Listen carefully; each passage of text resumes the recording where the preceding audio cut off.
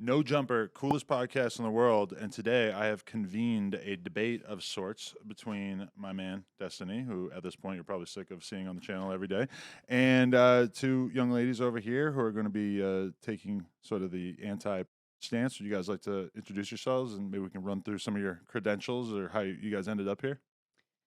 Yeah, sure. My name's Helen Taylor, and I'm the Vice President of Impact for an anti-sex trafficking organization called Exodus Cry. And we're international, but based here in California. I'm originally from the UK, hence the funny accent. And our focus is on shifting culture, changing laws, and directly assisting women exploited in all aspects of trafficking and trade, with a focus on the intersection of trafficking and pornography as well. Okay, I think this is going to come up sooner or later, so we might as well hit it. Like, how do you find yourself in this line of work? I began 14 years ago, actually. I got into this work young. I think when I uh, found out about the topic of trafficking, it felt like I couldn't go back to life or business as usual. Nothing upset me more than hearing that women and children were being systemically raped and abused in a form of an industry. And I ended up moving to Cambodia. I worked as an art therapist, so my background was working with survivors. But really, I think for those of us who work with victims and survivors, we're always thinking about prevention and going further upstream of like what are the factors that lead to someone being trafficked and how do we shift the culture and shrink that possibility. So I joined the organization 10 years ago. I was telling Destiny earlier, thought it would just be a 1 year kind of internship. Took me 6 years to get my green card, there's nothing on the planet that makes me more passionate than this topic. And when I was working in Cambodia, there was a trafficked individual, a woman who told me that when she was trafficked from the age of 11 to a brothel, that men would take into the brothel, men from America and Europe, and show her. And that was the first time I even ever made the connection that and trafficking had any form of link. And we've spent the last few years really investigating where there are intersections and where the industry needs better regulation to protect trafficking victims from being exploited online on sites like Hub, but also how to protect children from being exposed to online as well. That's a thing that we've campaigned a lot about. Okay, cool. Lots of stuff we could probably dive right into, but let's get the introduction here too as well. Yeah, I'm Brittni Delamora. I was in the porn industry for 7 years. When I was in porn, I just battled with a lot of just depression, addictions, suicidal thoughts, almost ended my life on a couple occasions. Was just very down and out in that business. And I've gotten out. I got out because I read a scripture that just honestly radically changed my life. It was in the Bible. And from there, now I'm married, have two beautiful daughters. My husband and I lead lovealwaysministries.com, and we help people who are struggling with addiction, and also we help performers who feel stuck that want out. So we've helped a couple get out as well that have wanted out. Oh, damn. Interesting. You thinking of What? quitting?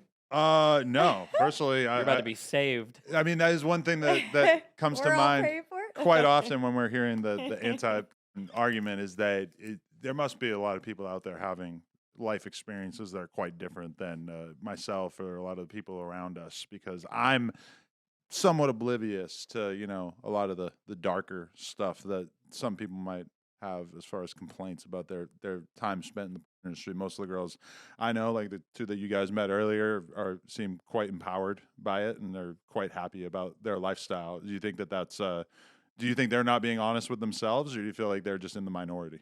So when I was in porn, I had this alter ego persona. I had a stage name and everything, and you would never have known what I was going through. I just made it look like I was the happiest woman in the world. I had like a performance-based smile. I never would have opened up about my addiction, about my depression, suicidal thoughts, none of that, because people aren't going to hire you. They don't want to put their name on the line, and so I never would have done that.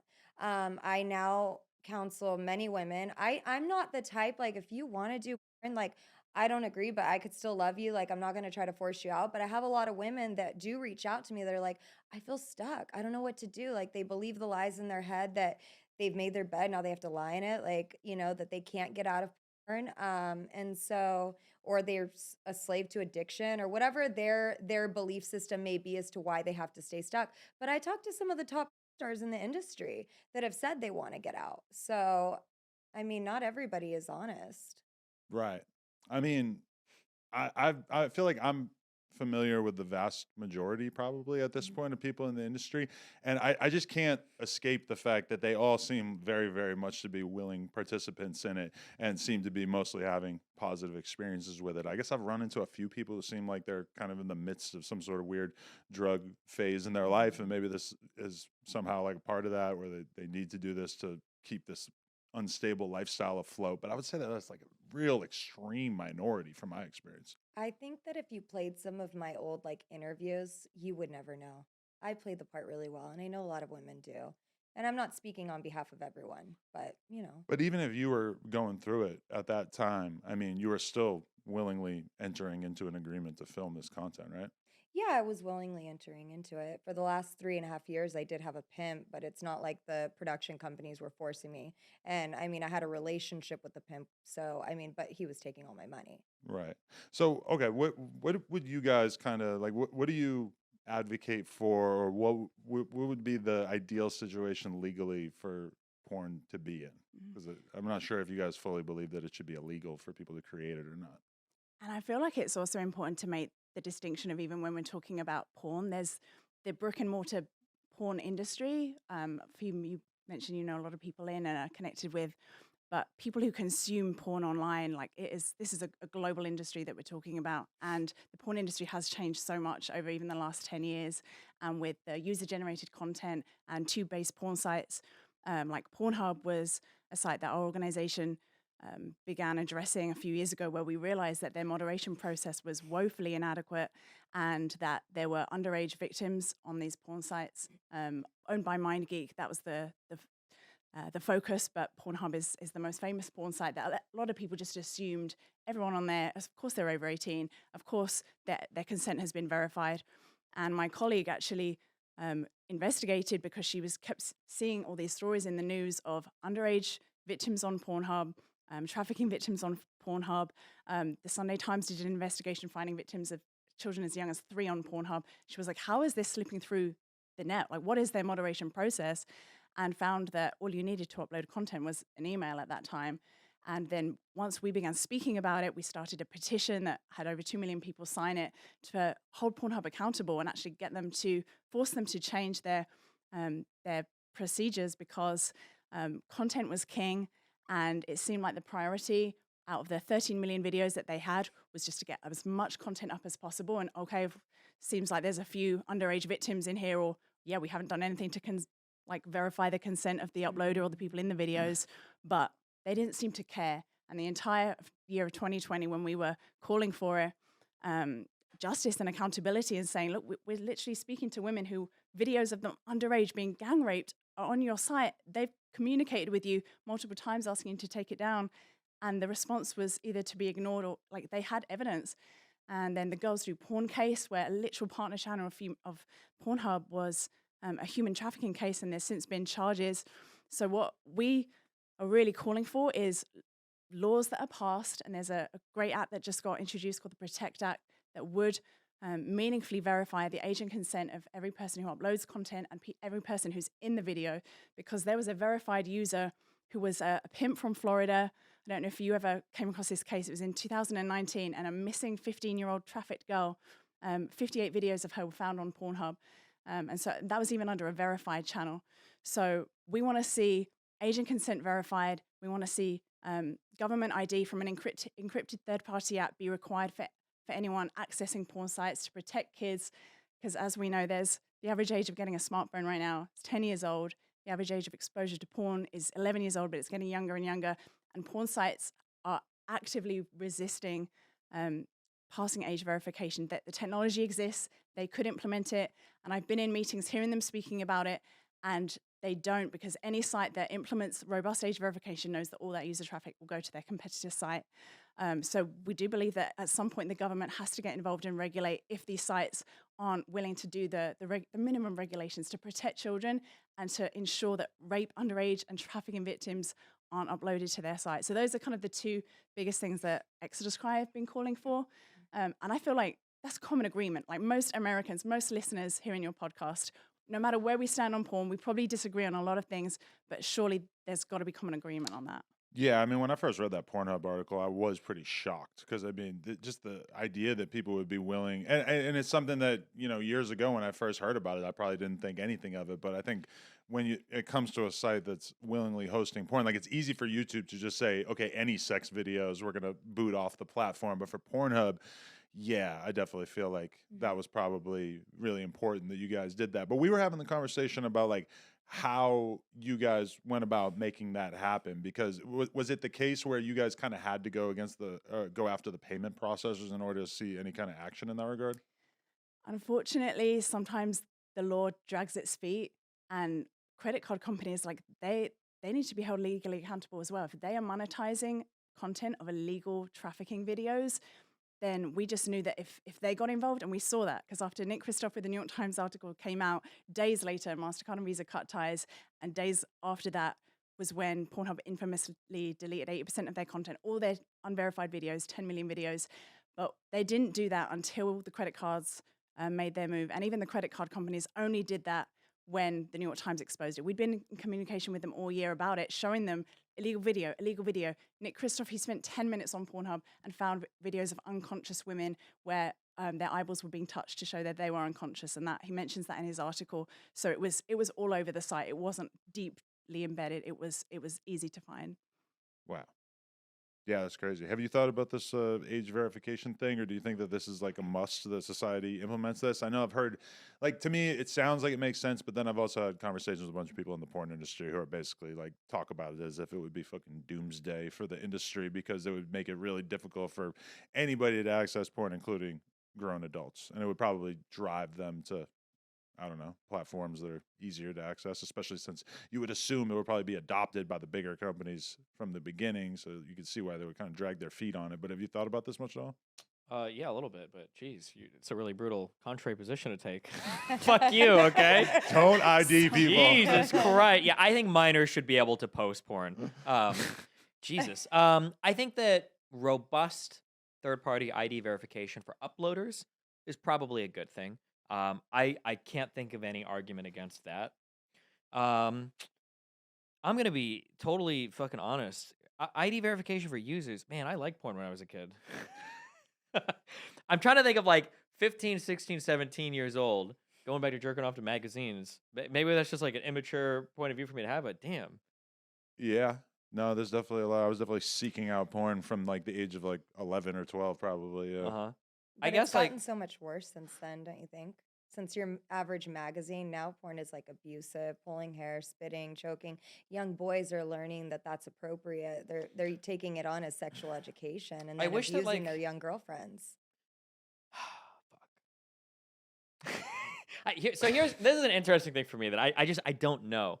And so much of this is anecdotal, and so much of the research on it is the way that they define stuff it makes some of these studies confusing because I've dug through some of these to figure out when they say like facial abuse, are we talking like smacking somebody or just like somebody's getting like face fucked or whatever? Oh no, people have had their jaws broken. From Yeah, I facial know. Abuse. Like, People will say that, but then it's like that's not very common. I've watched a lot of porn. well, yeah, I'm not and when we saying get that into happens to every Mhm. performer. Well, yeah, I know, but I feel like sometimes people give this idea that like if you go to Pornhub today, like step one is like the woman is throat fucked unconscious, and that's like your intro point now. It's so extreme. But I watch a lot of porn, and a lot of it is still like pretty vanilla, A basic lot of stuff. porn when I was a kid was Mhm. way more extreme when I think about some of the stuff I saw when I was a kid because there was this whole culture of like companies want to like Taboo shit. outdo each other. Whereas now it feels like now that companies have more access to analytics, they're able to sort of like go towards the things that, have wider appeal. And so as a result, even like the super rough sex stuff, I don't see as much of it. I think you kind of have to go out of your way to get a lot of that. And a lot of the stuff girls are doing on their OnlyFans kind of like helps shape the culture of what's going on in other porn, where like when you watch a girl's OnlyFans content, you're probably seeing some version of what their real life sex life is like, not too far off from it. On Maybe average. like a Yeah, lot I of the think it's different with the OnlyFans. OnlyFans stuff. It's changed a lot. But like, I mean, I got hired for tons of abusive scenes, and I would tell my agent, "Oh, just knock on like another $200 to $500, and I'll do it." But like, I got hired for a bunch of that stuff. So I feel like on the back of what he's saying, like I agree with that it felt like in the 2000s when I think of like some of the porn that I watched that there was like more radical crazy stuff. But I feel like OnlyFans and before OnlyFans, and really more broadly, I feel like amateurish stuff kind of shaped the atmosphere to where there might still be like kind of the really rough stuff out there, but I feel like overwhelmingly most of it is not as much that. Like if we think of the most popular trend in porn in the past like 3 or 4 years, hasn't it been like stepbrother, stepsister shit? Incest. Yeah, but I mean, And like, and I know incest sounds bad, but like, largely the porn itself is pretty innocuous. No, like, it's pretty vanilla-y stuff. Like, it's not Oh, usually yeah. like my stepbrother is murdering and raping his stepsister. They're just doing like oral, vaginal, sometimes anal, and like that's. I don't think that's There was like there was a normal or study on vanilla. there was a study on Pornhub and X videos that showed 45% of content in a analytics study on Pornhub and 35% on X videos showed at least one act of violence, and that violent act was either slapping, choking, hitting, spitting, pulling hair. And I do think that those things 97 are probably more common than you'd think in a lot of people's sex lives. Well, here this was Because of porn. Well, I don't know. This is what I was going to ask you because men are definitely the heavy viewers of porn. I feel like and this might be a selection bias, totally admit that. Every fucking girl I talk to, as soon as I start to go like, hey, like, what are you into? What are your kinks? And it's like, oh, again, oh, I really like it when guys choke me and pull my hair and like this. Yeah, like, right. I feel like every fucking girl I talk to is into that. Like, most women that I talk to are way more extreme on that than me. Do you know And a lot of what? these don't even watch porn. I don't know if porn is shaping Yeah. their. It is. I've Porn heard is from- teaching women how to perform in the bedroom. Perform though, not don't know, enjoy. man. Perform. How do you react to things like 50 Shades of Grey? Because this is written by women Yeah. and for women. Yeah, that's wild. Do you know, like, some survivors of childhood sexual abuse have said to me that when, like, the imprint of your first sexual encounter does have a deep influence on your sexual development. People And- people say this. People say this about porn too. I cut people off a lot. Or if I cut you off, just tell me to shut the fuck up. Sorry. For a lot of like porn stars and shit, I feel like I've seen contradictory research on that where when they do some research, like the amount of like adult film stars, it's not like they're disproportionately massively abused. Like sometimes you'll read a stat where it's like 22% had like some weird sexually abusive event in their life or whatever. But then that, unfortunately, that's like the reality of women. That like I guess I'm just trying to psychologically delve into the idea of why would a woman ask to be slapped and choked and hit and strangled and violent acts? Like, to me, a loving sexual relationship and violence, like, they don't belong in the But same sentence. And when I'm saying violent, like, you know, women carry constant fear in their lives of being raped or abused. Like, sexual abuse on college campuses is on the rise. We're here, like, we interviewed a nurse a few weeks ago who's a SANE nurse, a sexual assault nurse, who said a lot of the child abuse cases she sees in the hospital are actually peers. So other children or children who are like 10 to 15 years old. And she said that some of the injuries are directly linked to pornography. And she'd never made the connection before, but she kept seeing all these very specific sex act injuries of children. And it wasn't some adult or family member that had abused them. It was another child or teen. And she realized, like, where are these kids getting these really gruesome, violent ideas from? It's from porn. And so I think when children have the access to porn, like, to me, I'm okay with a 15-year-old like kid not seeing porn if it protects them from acting out on another kid. I feel like if our sexuality can be given time to grow and unfold in a more healthy way, like, I don't want kids exposed to porn. Like, I think kids need to be able to enjoy their childhood and not be exposed to their sexuality prematurely. And unfortunately, a lot of people are through sexual abuse and molestation. When I was in junior high, I would have done almost anything to obtain porn. If I had a 15-year-old son, would I want him to be looking at porn? No. But I also feel like I would have to just kind of live with the fact that most likely he would be seeking it out. And unless I was doing like an incredible job of making sure he didn't have a phone or an iPad or anything, that he was probably going to see it. And so I actually think I would want to kind of, get in front of that in advance and have the conversation about porn and what's normal and how you might see well, obviously it's going to be a different conversation with me since I'm going to have to explain my own involvement. But, I feel like I would want to kind of jump in front of that and say, if you start watching porn, you're going to see things that are a little extreme that the average girl doesn't want you to do. And when you do finally get some pussy, eventually, definitely you're not going to want to like just go for it and do the craziest shit that you ever seen in porn. All that stuff is like way off limits until you have like a huge amount of familiarity with them or whatever. But also I feel like when a girl tells you she wants you to slap you or whatever, I mean, what do you take it as? I take it as I want you to like slap my skin and not like in any way really hurt or like damage my skin. Like if you were to leave a mark, you did way too much, right? Like they're not asking for you to hurt them. They're asking they want this little small piece of performative violence as part of the sex act, Yeah, right? I think that when it comes to the sex acts themselves, there is something that is hot about giving up control to somebody that ultimately you do trust not to abuse it, but like you're losing control in a way where they're dominating you in a way where they could hurt you severely or do damage. And that state of mind to be there with somebody you trust is a really fun thing sexually for some people to explore, I think.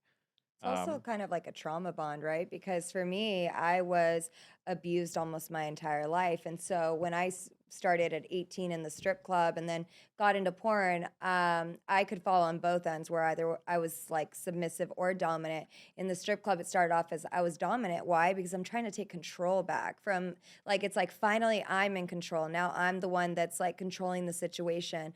And then getting into porn, same thing. Like I could be, you know, a little more dominant because that felt good, but I could also go back into that little weakling, like that trauma bond place where I can be submissive and you can slap me, you can spank me, you can pull my hair and do all these things because guess what? I was used to that. Like that's what I, you know, I I think grew that up can with that. happen, but I don't think it necessarily has to be the case that it's a trauma bond. I think it could just be a It could fun be, thing though. too. It could be, but I don't think that's not the majority of the case. Like I said, when I point to like the 50 Shades of Grey thing, I think that like it seems to be a really common woman fantasy of like having like a really domineering guy that like won't abuse you in real life, but will take control like in the bedroom or whatever, and that's like They a probably fun. have daddy issues. Like they didn't have a dad. Either their dad wasn't there, or maybe their father was present, but like was just the friend figure. Like didn't discipline, didn't tell them no, and so they're looking for someone to protect them.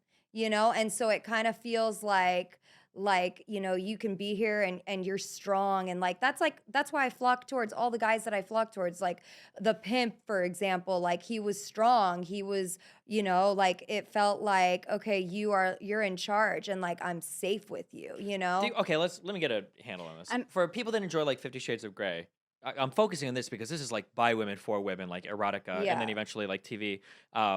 What percentage of those enjoyers do you think are like having daddy issues? I'm just trying to get a ballpark for where you're at, because when I think of like Yeah. trauma, I think of like 5 to 10%. When I think of Trauma daddy looks issues, different for I think of like 10, everyone. 50. Sure, but I'm like, are you thinking like 90% of women that enjoy this are like trauma bonded off of it or have daddy issues, or it's like 20%? I'm just curious where And you're should at you on be it. denied your kinks just because you were traumatized at some point in your life? Well, no, but hopefully you find healing from that and recognize that that's not actually normal, because there was a long period of my life where I thought that that was normal. Wait, I want to hear the number though. I'm curious, just so I know where we're all I at in the I would conversation. hate to just throw out a number because I haven't looked at the statistics, but I'd probably say a large percentage of women that are asking to be abused probably have like daddy issues, So like or over maybe they were 60, taken 70. advantage of, you know, or exposed to porn at a very young age.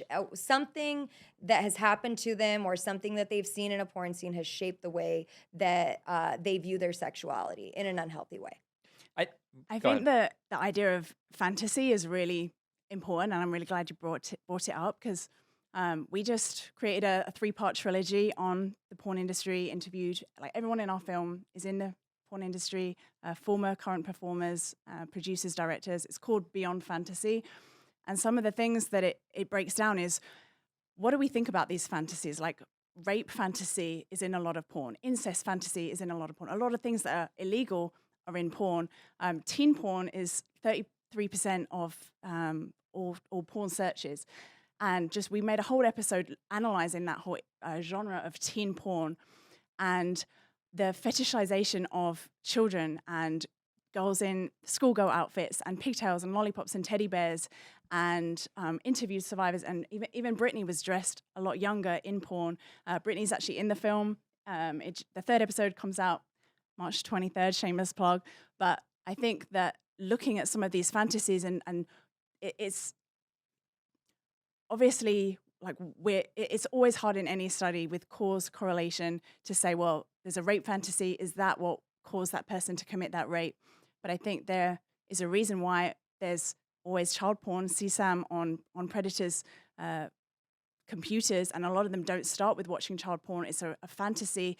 They start with watching barely legal teen porn, and we've interviewed people that told us that after several years, that porn didn't scratch the itch, so to speak, and they were looking for more intense and dark, and the novelty factor, the idea of looking for something that gives them the next hit after years of porn addiction.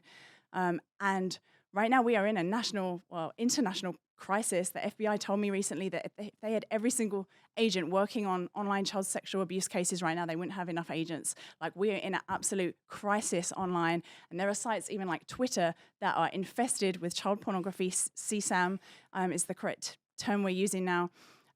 Because they allow porn and they don't have moderation processes in place. Our team spent a couple of hours looking at certain hashtags. We found a whole plethora of underage, clearly underage. I'm talking like 12 to 14-year-olds, clearly. Oh shit! in I these mentioned that videos. on our last show. Remember? What? There was the Twitter hashtags where minors are fucking Oh, posting right, porn yeah, of yeah. themselves. It's fucking Oh my insane. God. Because on Twitter, I don't know what the fuck Elon is talking about when he's saying that there's so much child porn on fucking Twitter, because I've never seen it. But like, I mean, they talk about it all the fucking time. And the New York Times had an article the other day saying it's actually gotten worse since he took over, Wow. Maybe, yeah. which might be what you're referring to. Wow. But there needs to be intervention, because otherwise, like, kids are being abused and that's being uploaded online. Like, we are in a crisis. Like that, I Yeah. just feel the urgency. Yeah. Okay, here's my issue, okay? And I understand this and I'm sympathetic towards it, but I feel like what happens with a lot of these conversations is we talk about sexual assault, or I'm sorry, we talk about CSAM, child sexual assault material, or child sexual abuse material. Is that what it stands for? Either one. Yeah. That's correct. So we talk about like CSAM, we talk about all this stuff, and I feel like there's a push to get rid of it, but there's always this undercurrent of all porn is actually bad. And I think a lot of people have the feeling, I have the feeling sometimes that is bubbling underneath, but we don't always want to say it. But I feel like it sneaks in sometimes where it's like, oh, well, some women enjoy this. Well, they have daddy issues. Well, some women maybe like doing OnlyFans. Well, they were probably abused as a kid. Where there's a way to write off every woman's positive experience or engagement with the subject, or a way to write off anybody that might enjoy the material, like, well, you don't realize it, but you're actually secretly being like rewired in your brain and all these things. So yeah, I guess it feels like, would you guys in an ideal world just ban all porn? This feels like that. That's a yes. If you got to think about it, that's a yes. Okay, you know why? Okay, so when I was in porn, I didn't realize how many people were harmed by it. I would go to the porn convention, sign autographs, meet the fans, and I thought, like, this is great. But now that I'm on the other side, the endless amounts of emails that we get of people that are just struggling, and how it's desensitized people, even people that watch these, the young girls. It's like pedophilia scenes. It's an 18-year-old girl, barely 18, with a 50-year-old man, and now those scenes aren't filling them. So now they're chasing after little girls, and it's just the amount of emails, the marriages that are being destroyed. It's like it's just I go, okay, like, this is really an issue.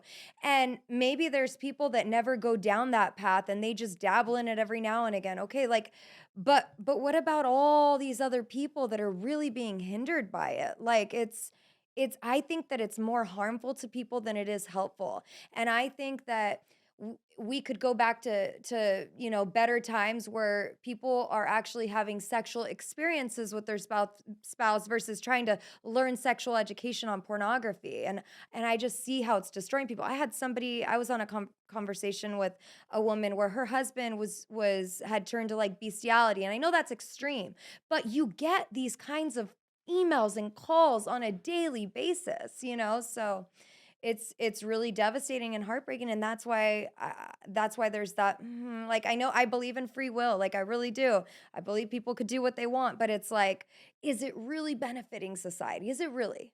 I mean, I would say You guys so. would say it is, but I really Getting I so don't into believe it is. watching humans have sex that you end up watching an animal have sex. I'd never even thought about that pipeline. Like, that's got to be a pretty fucking wild dude in the first place. If like a chick's not enough for you, And that's what I kind of wonder too, It's like, proven, because like, though, that no, porn well, hold on. desensitizes you, and Well, it creates I would say dysphoria, it like seems very I don't know- rare, and right? erectile dysfunction. How many male performers have to take Viagra or shoot up their yeah, but those are just to performers, but get- that's different than like people that just watch porn, But right? even Performers- your everyday people, I did escorting too, and I knew people that couldn't even get erect without taking Viagra because they'd watched so much porn, they were desensitized. Is it really because they watch so much porn though? Or I feel like there is a whole host of other issues that could be going on as well, especially for people that are paying for escorts or whatever, probably living Yeah. somewhat exceptional lives too, right? I think, there's so many studies coming out around the impact of big tech on teens and the addictive nature of social media. And like, we are in a generation of a social experiment. And when it comes to porn, like the reference of magazines earlier, like the kind of content that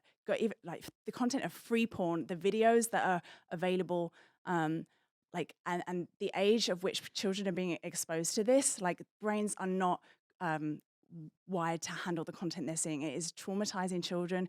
It is causing all kinds of very troubling addictions, mental health problems. There's studies showing the increase of depression and anxiety, suicidal ideation. It impacts young boys differently to young girls. But I think we have to all acknowledge in the room that there are harmful aspects to porn, especially if you're exposed as a child. We made a documentary about this as well called Raising on Porn. And I think we're not coming from a place where we're wanting to criminalize people who do porn or try and ban it in this sort of, I mean, come on now, we know unless demand for porn goes away, the porn industry is still going to exist, but I think we can all come together, and that's what I'm interested in. We can fight all day about our differences in opinions and beliefs on certain things, but this country is in an urgent situation right now, and I think that if we can come together with some regulations, that we can disagree on some things when it comes to certain ideology, but there are things that this is probably the most unifying issue even in this country right now of child sexual abuse material, human trafficking, and how do we protect people from being exploited online. The porn industry is woefully unregulated, in my view. It's been protected for many years by different laws and policy.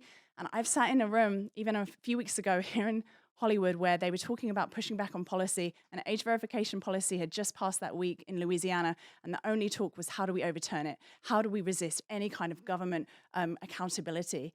And that's troubling. When there's so much money involved at the expense of people, there has to be regulation and accountability. I mean, from my perspective, like I quite frequently have the conversation with people in the adult industry about how impressive it is the way that the adult industry regulated itself and like instituted mandatory STD screening where we all are in the same system and we could very easily verify that. And I think that was a good example of the porn industry not wanting to be regulated, so they came together and like did a great job of regulating themselves.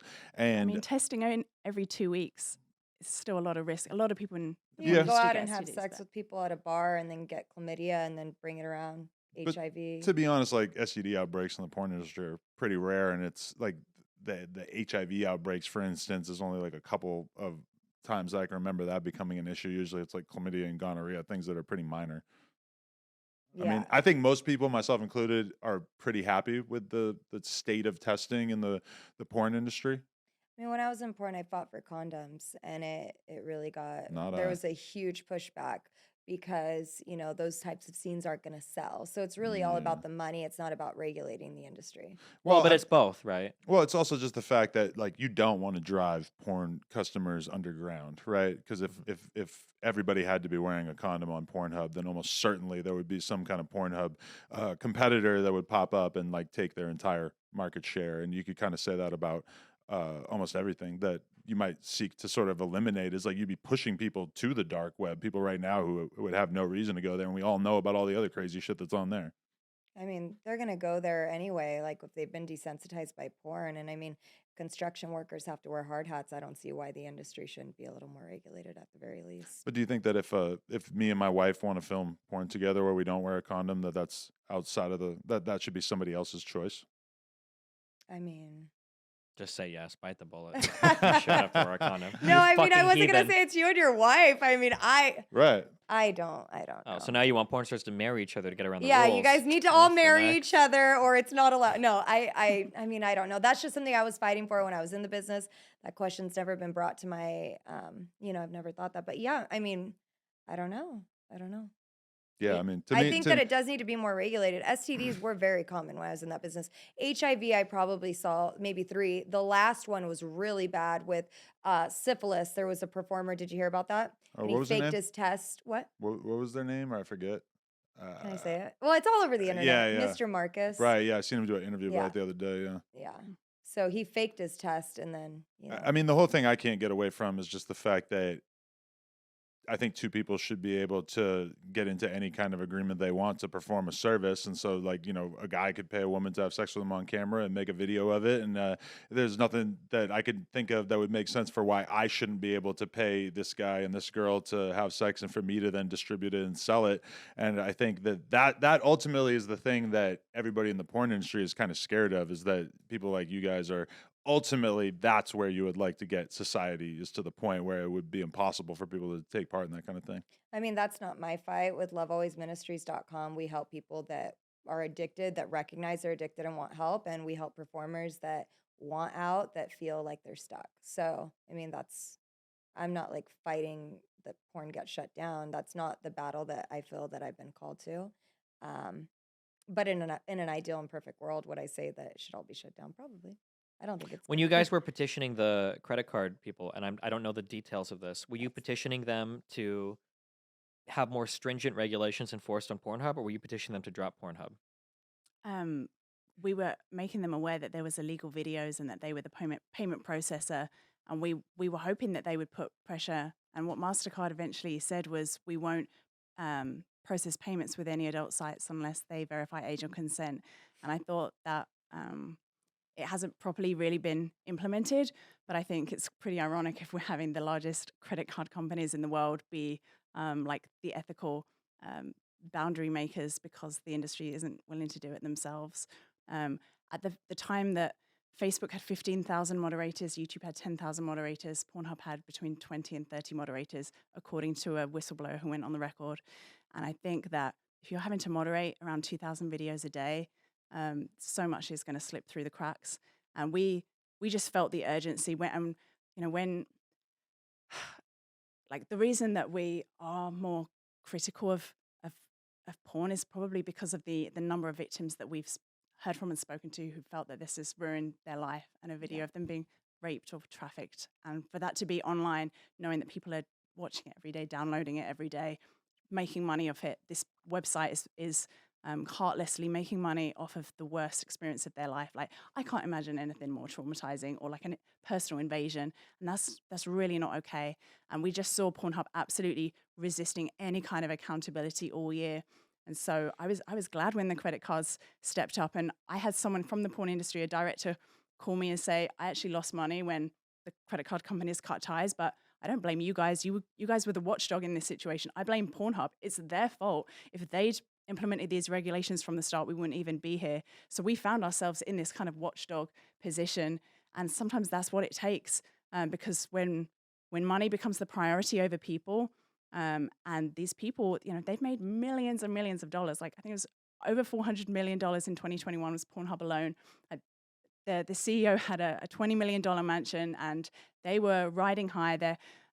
Luxembourg is where their headquarters are. There's a lot of reason to believe there's offshore money.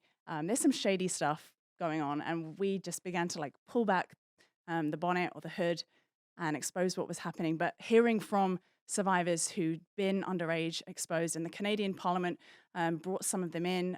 It was on an online hearing, and they were really, really shocked and horrified. And like, guys, are you not going to take accountability for the fact that a 13-year-old being sexually abused was on your site? And their response was completely denial and really hard-hearted. And that I was even kind of shocked. I don't know why I should have been, but I saw very little compassion and very little accountability. And we're doing this work because we care about people. I've done outreaches at the AVN porn conventions as well. We care about the women in the industry.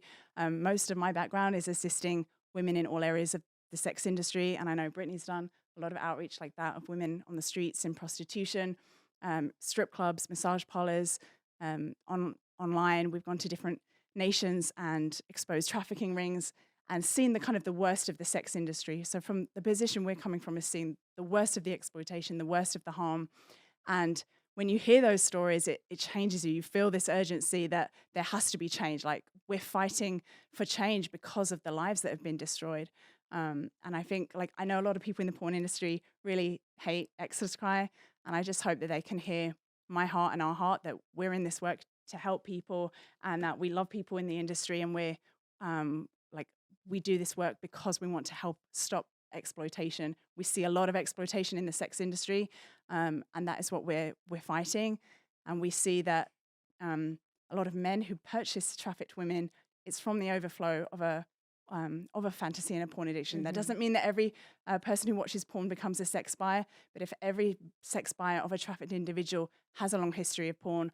And I used to live in Cambodia, and so the fact that in Pornhub's top 10 searches, Japanese, Korean, and Asian, like, there's clearly an incentive of creating this fantasy, and teenage girls in Cambodia and Thailand are then being trafficked because there's never enough willing women to go into this. So that's why trafficking exists.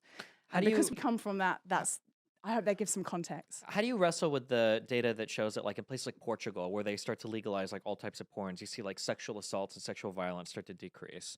Wouldn't you expect it to like increase if you're seeing like When you legalization say of porn? legalized porn, because porn's legal here in the States. Sure. And in play, so I think Portugal was the big study that I saw where they basically let people watch all sorts of types of porn, and you saw like sexual violence start to decrease as they remove like barriers to this stuff.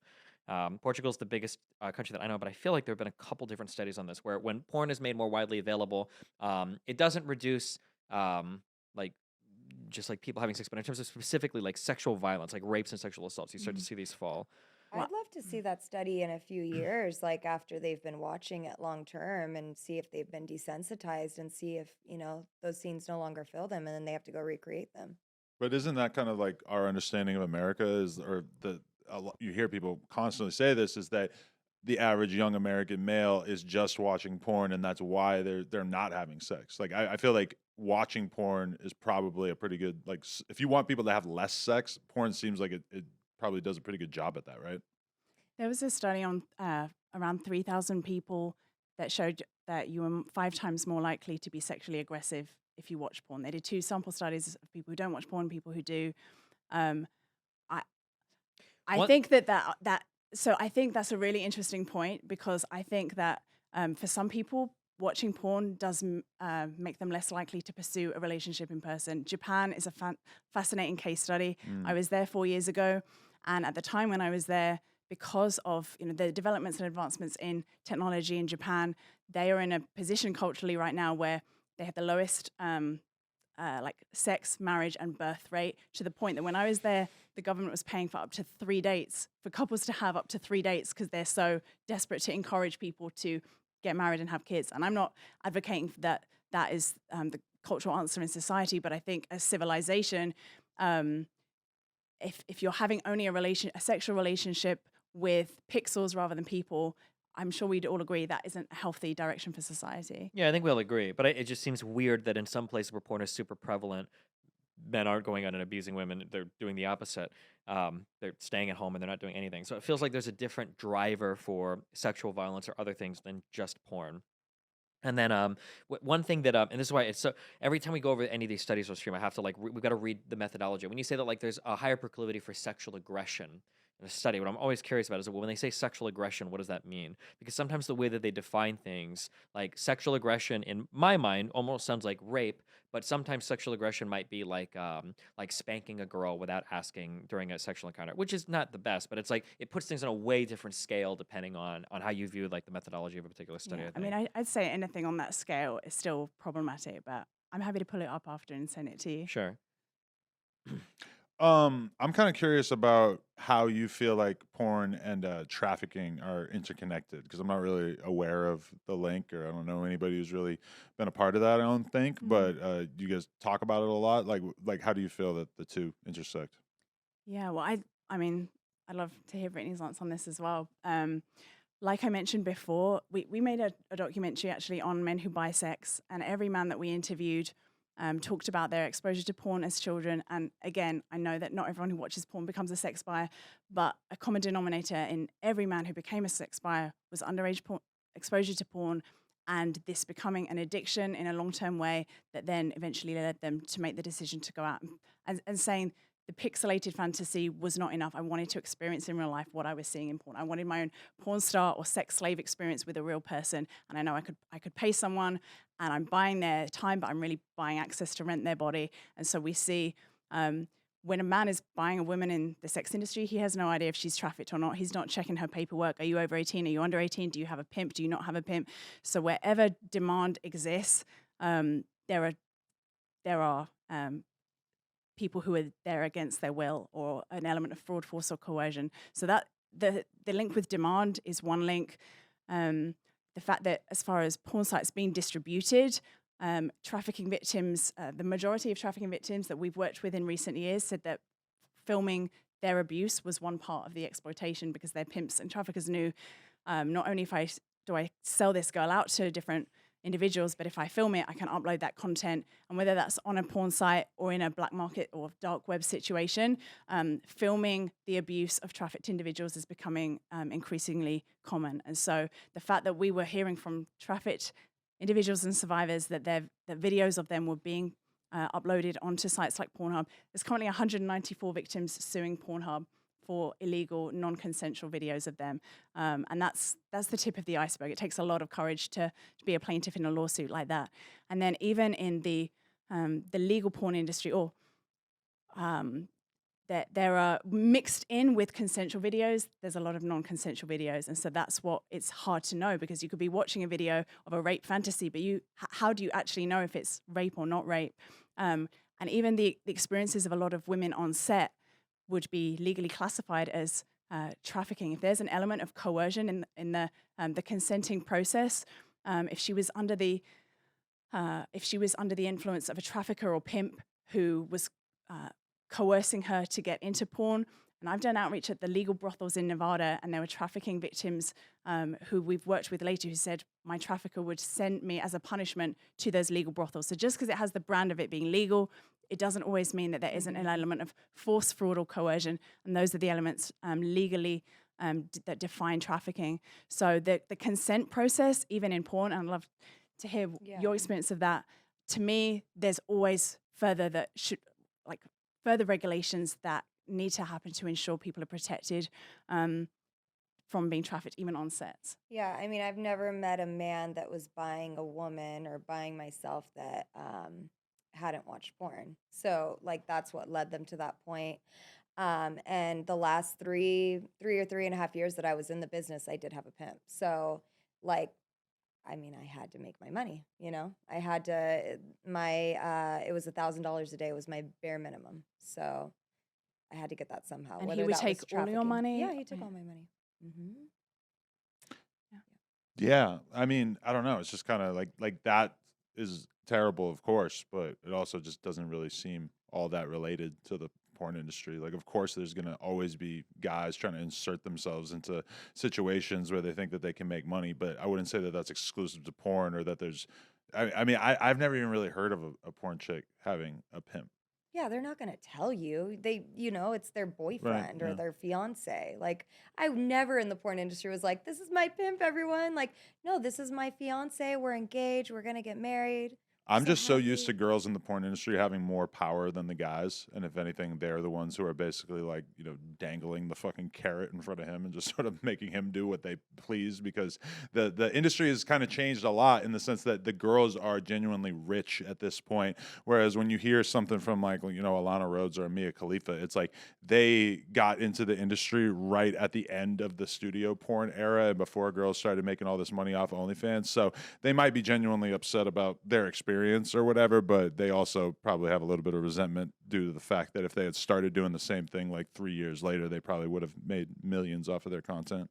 From older friends that I had that did porn, I feel like the studio porn era was insanely exploitative. Yeah, because they were making so much more money and literally paying them the same amount that they get right now. Yeah, you'd get like $1,500 to do like scenes where you're doing like triple. It's like, and you don't get royalties, you don't own any of the content, and you're just like fuck. And then now you look at girls on OnlyFans who will take pictures of like their belly button piercings and get paid like $10,000 for a request picture.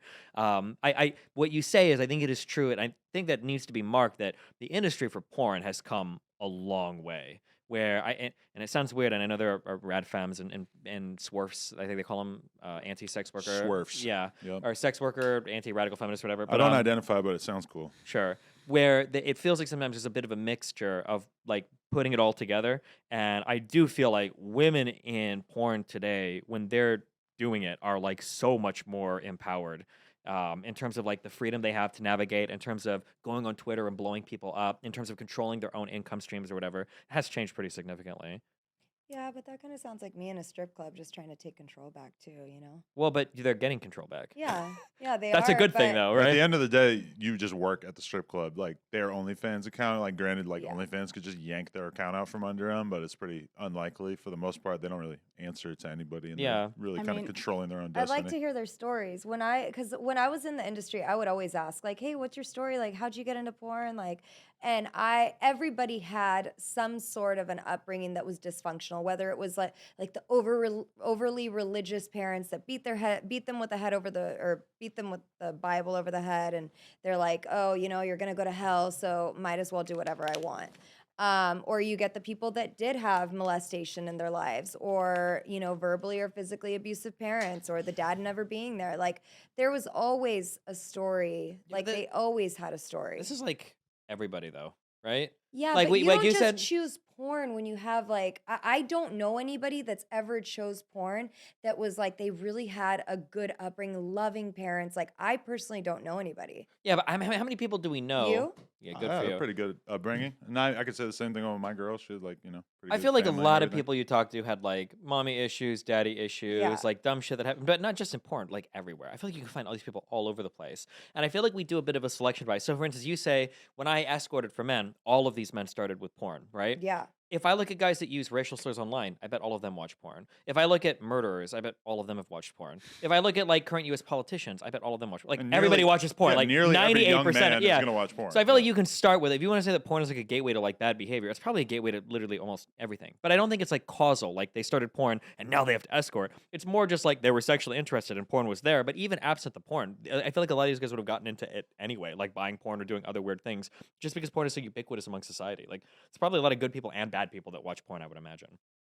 Yeah. I mean, when I think about like banning porn or like changing the legal status of it, I think about the version of prostitution that I've seen in Los Angeles versus the version that I've seen in Amsterdam, where you're walking around the red light district and they have these little booths and there's like security cameras in the corner and everything's regulated. All these girls have to get tested and check in with the government, et cetera. And it's like, I understand there's very low amounts of violence associated with it. And in Los Angeles, if you want to get a prostitute on the street, it's just literally like a fucking street crawling with chicks who are literally on meth, and fucking crazy ass pimps will shoot you if you fuck around. And it's like infinitely worse and more dangerous because it's taking place in public on a street, to say nothing of like the homeowners who have to live there or the kids who have to walk to school past that kind of shit.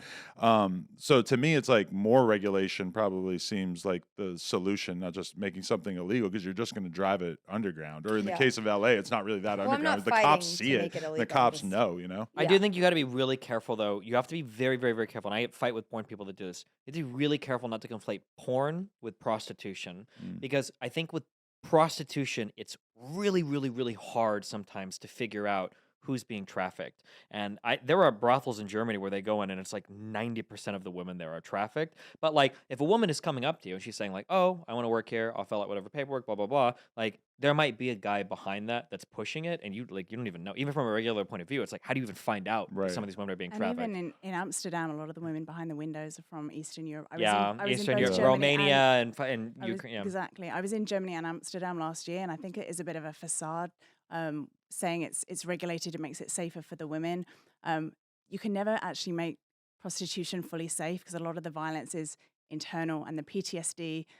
We provide trauma therapy for a lot of survivors, and the internal violence of prostitution is often with having to split their psychological self, and having these core identities, and having to have sex with multiple people per day that you have zero desire for. Most people in prostitution around the world have a third party or a pimp.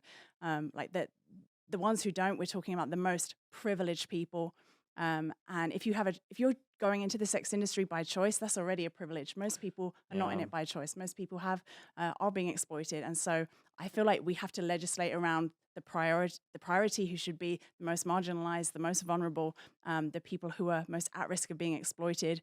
The model that started in Sweden 23 years ago, I believe, is the most progressive pro-gender equality law when it comes to prostitution, which decriminalizes prostitution for people being sold, offers them exit services if they want, and assistance and housing from the government. It's a phenomenal model, but it holds accountable pimps, third parties, brothel owners, and sex buyers, and so it makes it a violent crime to buy sex, but decriminalizes it for people being sold. And if you compare that model to Germany, the largest study ever done by the London School of Economics, 150 different countries, concluded that where you legalize or decriminalize prostitution fully, you increase demand. Always for sex trafficking. Right. And so where you increase demand, you have to increase supply. If there's a big demand, that's what incentivizes pimps to traffic girls. If there were 20 women lined up to enter prostitution and work at their brothel, they wouldn't need to traffic anyone. And so I feel, and I do outreach on the streets here in LA and talk to girls who are being pimped out by gangs. I've seen girls with braces on their teeth who look really young. And I know they're not there by choice. Pornography is like, some people view pornography as it's prostitution with a camera in the room. It's very interesting to me that there's a lot of protective laws that come in as soon as you introduce a camera to this dynamic. But I do believe that the way that pornography should be regulated is different to prostitution. So we don't put them in the same category when it comes to how it should be regulated. I've seen, like I said, I brought up the Portugal thing. I've seen studies that usually show like positive or technically it's a negative correlation between like legalization or availability of pornography with sexual violence, where the sexual violence goes down when the pornography goes up. But when it comes to legalizing or regulating prostitution, I think almost across the board, it's always the strongest argument against legalization is that as prostitution becomes more legal and brothels open up and they're regulated, the trafficking almost always increases because now you've created a legal demand where more people can, have a demand for these types of women, and they always seek to fill that from Eastern European or other countries. Mm-hmm. I think when it comes to like sex work is like the coolest thing ever to get into if you enjoy it, because that's fucking awesome. Right. But it's the worst thing to get into if you don't have an option. Like the difference between I like to fuck and I want to sell it on camera versus the only way I can survive is by giving like, man, I don't like access to my body is like worlds apart in terms of enjoyment, I think. Right, like the two girls that we just had on together, don't you just completely get the vibe that they're just happy as pigs? Yeah, and they shit? like, yeah. This is And exactly the what they one- feel like doing. Yeah, and I How met long girls have that they are been in the business? Maybe like 3 years each, I would assume, maybe a little less even. but there are But they girls, also haven't even shot studio porn. They're yeah, just OnlyFans some of them creators, just do yeah. OnlyFans, and there are girls that are making like $30, $40, $50, $100,000 a month doing Yeah. sometimes lewd photos. But They're not even showing nipples the and average stuff. age the average amount that someone makes on OnlyFans is Like 120 $120 or something. $151 a month. And apparently the top 10% makes 73% of all the earnings. So it's really, again, like the top percent. That's but true most of people aren't making that's money. true of all entertainment, though, right? On YouTube, it's probably the top 5% of earners or 95% of the money. And I just feel like a lot of 16, 17-year-old girls are hearing like you can make millions of dollars on OnlyFans, and it's a myth. And yeah, but I so- mean, like, what is the most fucking requested job for kids in school today? Influencer. Yeah, fucking YouTubers, and most of them Yeah, don't make I any think money that's really either. sad. Yeah.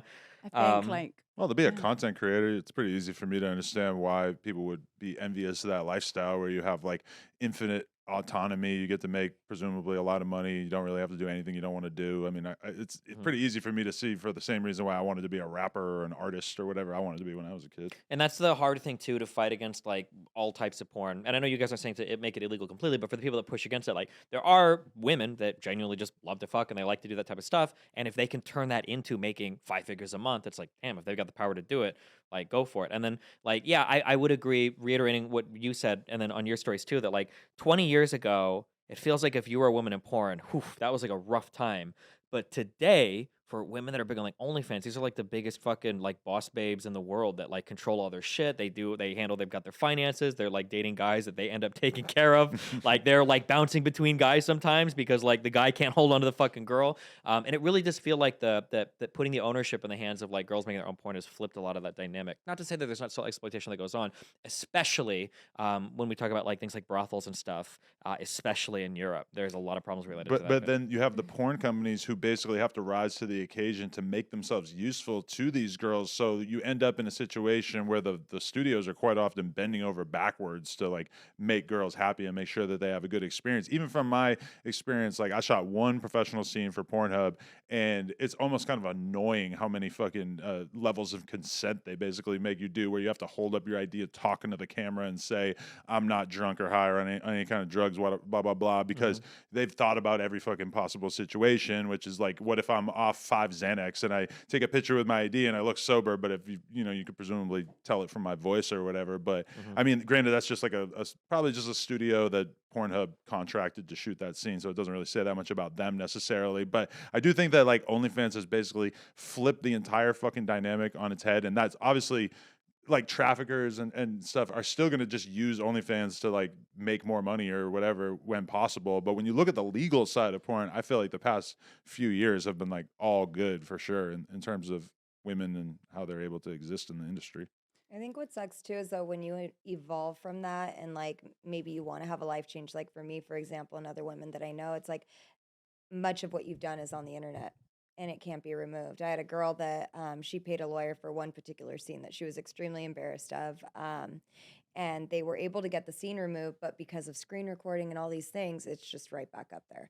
So, I mean, there's not a whole lot that somebody can do. It's like they've made this permanent decision in maybe a temporary place, and now everything's just stuck. It's just there. I think that's true, but I feel like the culture's changing a little on that. Like, I feel like when I was in high school, nude pictures were like the most unbelievable thing in the world. And if you had a nude leak, it's like the end of the world. Like, by the time I was in college, it's just like unfathomable. Whereas today, it feels like obviously nobody wants nudes of them leaked, but like nowadays, there will be like nude leaks in like entertainment and esports or whatever. And it's like it happens and people laugh. And then like 3 months later, I think people forget. Do you remember that like 3 years ago, people were threatening to leak like Jeff Bezos's dick or whatever, and he wrote that article. He was like, "Listen, somebody might leak my shit. I don't care. I'm not like bending over." And like people just like move on from it. Whereas Yeah. if that happened like 15 years ago, that would be like a crazy think story. as well, though, it's different for men. Like men can kind Definitely. of laugh it off when it happens to a woman. Like we've had women like leave the country because of how much they felt it was terrorizing their life. They lost jobs, and the internet is forever. And a decision you might make to put up a nude photo on OnlyFans at age 18 when you're trying to start a business 5 years later, or it's impacting relationships. I've had a lot of people say I can't date because I was in porn 5 years ago, and I think there needs to be, like, Japan passed a law a few months ago where you if you do porn, you have 4 months to be able to consent if you want that to actually be up there. And I think more laws that are actually, like, for someone who's out of porn and wants to get those videos scrubbed, I think they should be able to. That's might sound why is harsh or porn different? unreasonable, but I think it's weaponized against women in a way that no other content is. But why is it different than any other art? Where if I make a movie and I pay somebody to Because star you're in not the movie, naked having sex in that. yeah, but I'd what's the also difference? They've got paid to do a job. I would also say be careful in the leaking for porn shit because I feel like if a guy had his porn leaked, if he had a really small dick, I think it would be probably the worst thing in the world. I think worse even for women because that guy would be fucked forever for that. Definitely the way that I get treated is like massively different than the way that my girl gets treated, where I feel like I get almost no judgment from people having done porn, whereas for my girl, it's clearly a significant thing. It's definitely a huge double standard, but like, the girls that we've signed for OnlyFans in the past, like we've kind of had conversations where it's like, okay, if you're going to start doing porn, you have to be prepared for this whole litany of different things. You're going to have to, have family members who aren't going to want anything to do with you. You're going to have to deal with, picture yourself right now reading a Facebook thread of like 100 people that you went to high school with, and they're all shitting on you and calling you a whore. Just know that kind of thing is probably going to happen, and that you're going to have thick enough skin to get past that. It's going to affect jobs or relationships or whatever. And, like girls definitely need to be counseled on that. And I could understand why it probably doesn't happen, because if you're a porn director and you meet a young hot chick who's kind of on the fence, it probably doesn't behoove you to be like giving her all kinds of warnings and stuff. But I definitely think, that is something that maybe should be kind of formalized at a certain point, that there could be some kind of like initiation, but also seems kind of unrealistic since most people start doing porn just in their bedroom. I feel like I don't know, for the message for young women, like the most empowering thing that you could do as a young woman is take off your clothes and have pictures of your body online. Like, capitalize your sexuality, commodify your sexuality. Do you not feel any tension? Like, would you want your daughter to feel that is the most empowering thing that she could do as a young girl? Definitely not the most empowering thing. And I definitely find it kind of disturbing when I hear chicks talking about how they were hyping up their OnlyFans while they were in high school, and then they turn 18 and they already have like people just dying to sign up for it, which is just really kind of disturbing. But in terms of my kid, by the time she was legally able to make OnlyFans, it would be her decision. And I would advise her that this isn't the kind of thing that you want to just jump into. Me and your mom got into this at a time when we really didn't have much money. You have every opportunity in the world afforded to you. I wouldn't say that this is a good idea. And I would just explain how it would close a lot of doors and everything. But ultimately, by the time she was legally able to, it wouldn't really be my decision, right? What's your like 5 or 10 year goal? Like, do you want to leave porn behind? Like, what's your end goal with this? I'm just having such a good time doing it that I probably am on my girl's clock, where she would probably want to tap out before me. So it's really just kind of a question of when she wants to stop, because I probably wouldn't keep doing it past when she wants to. So is she not enjoying it? Well, I'm like the rare unicorn. No, she's having a great time, but I'm the rare unicorn who was already objectively somewhat rich and doing quite well in their career, and then also started to do porn. So I realized that like my experience probably has almost nothing to do with the average person, since people don't seem to really like But I get thought into you porn. just said you guys didn't have money and that's why you started. That's Well, what you would tell your daughter. Comparatively. I mean, she didn't. When she got into it, she went from working like a minimum wage type job to making, tens of thousands of dollars a month in a pretty short period of time. And then for me, I definitely didn't have to do it, but I just saw it as an opportunity to get into a different industry as well. And obviously, when you're dating an OnlyFans creator, there's a pretty big reason why you might want to get involved, since they wanted to have me on camera regardless. Have you guys seen it like hinder your relationship or your mental health or anything in any way? I mean, from her perspective, a bit, just because, she grew up with an eating disorder. And so it is kind of taxing at times for her to have her body image so tied up in her career, and especially given that she gave birth a couple of years ago, obviously that was kind of tough to be able to like, have to be focused on being a mom while also trying to work out and get your body back into shape or whatever. So there was definitely some conflict there. And she's kind of like ceased communication with a few family members or whatever, not like close family members. But for me, I haven't had any of that. My parents just don't mention it. They're too polite. They don't give a fuck. I feel like for my wife is getting into like Fansly. I'm pretty sure she's gonna do OnlyFans soon. And that means you're going to get on camera? Fuck no. I don't know if Oh. she'd actually do like boy girl, like Mm. full on points. I don't know if you can do that on OnlyFans actually. Yeah, Boy girl stuff. of course. Oh, I don't fucking know. I feel like half the girls I know make like $10 million, like taking pictures of their feet and their like tits, like If in you a bra. couldn't have sex on OnlyFans, we would have definitely talked about that. Oh, okay. Well, it's funny listening, like watching the difference in her life because before she did streaming like I did, and she's pretty successful for streaming, but it's a lot of work. You got to be on camera 4 to 5 hours a day. You got to do a lot of work to stay relevant. But doing like photo shoots and stuff for Fansly, she'll do like one photo shoot for like 12 hours, and then she's got material for like 3 weeks. And the freedom in her life now where she can travel, she can hang out. I'm streaming all day and she's just like fucking jerking off around the house, like hanging out or whatever, because she doesn't have like the stress of constantly working. I guess it sounds lame to say it's empowering, but I mean, like, as lame as it is for me to say, like, I'm empowered when I go on like my stream and I talk to people and I get paid too much money probably for that. Yeah, I don't know. I feel like there could be pros and cons to a lot of things, and sometimes we want to give porn or stuff like that like a really negative light. But I mean, it can be freeing. Like sometimes money can just be a means to an end of like having more freedom. And if the way that you can make money is by taking nudie pictures of yourself or posting it online, that might empower you or enable you to do a whole bunch of other things in your life you wouldn't be able to do otherwise. I was interviewing this girl Coco Bliss, she was in high school, had no money, sleeping on people's couches and shit, and then she turns 18, makes an OnlyFans, doesn't post anything sexual, no nudity, whatever. She just got a fat ass, and she said she started making like $60,000 a month within like a couple of months, and all of a sudden has a nice ass condo in Florida and shit. And I mean, I'm not trying to like sell people on the dream of like, oh, this could happen to you. Because that's exceptional. But She's got 3 million followers on TikTok or some shit. Clearly, she's more attractive than the average girl and achieved a different level of success really quickly. But it was kind of like mind blowing to be sitting there realizing how much like taking booty photos was able to change her life in a short period of time. She went from like literally in poverty to doing extremely well for herself. And to be clear, because I think this is really important when you say that, 10 years ago, she would have been a prostitute for disgusting fucking men on that path. But OnlyFans has changed the game, I think, a lot in terms of what level of engagement do you have with your sexuality, what level of contact do you have with your audience, and at what level of autonomy do you have to function in that world without having to have a pimp that's driving you to do like the worst types of sex work with the worst types of clients while stealing fucking 90% of your money while doing it, I just feel it's like such a gaslight. Like, yeah, you go, girl, you take off your clothes for But men she for doesn't money. really.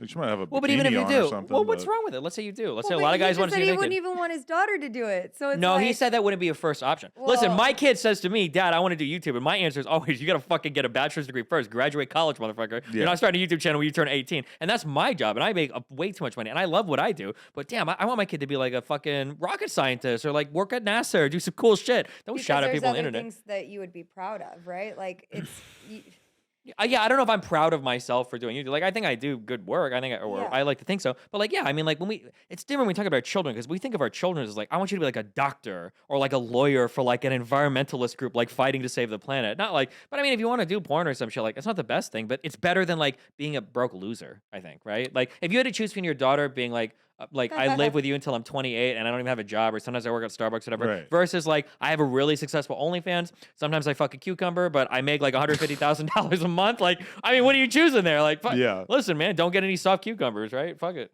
I don't know. I'd rather have my daughter like really respect herself and have integrity and work at Starbucks than No, go but to come on. porn. I mean, like, I think you can respect yourself and have integrity. yeah, and do you can porn, to be totally respect honest. yourself, have integrity, and do porn stuff. But I think you. why is it that it's a career that it's just like, it's not like, oh, this, like, I'm so proud of you for doing porn. Like, you're amazing, daughter, for going out and, having sex with all kinds of men or other women. Well, Like, they're really it's good at. not- There are some porn stars that I look at and I'm like, you do But really good that's work. Not your Like, daughter. That's not your daughter. well, Like, I don't think I could jerk off my daughter. I feel like I'd feel pretty Oof. weird, but Jesus. That's But, well, pretty- okay. But I'm saying, but hey, listen, my daughter gives a mean blowjob. But I I mean, like, also- good for you. Like, Dear Lord, Jesus. but I also feel like you get what I'm saying, right? But you Like, I kind of was have never to make it proud of my about the porn daughter career. thing in order for it to hit at all. Because the truth is that I just told you about a girl that I know who's in her early 20s who started doing OnlyFans, and I'm like happy for her and super proud of her. And I She's think not that your daughter. right, I know, but like She's somebody's daughter. yeah, but I'm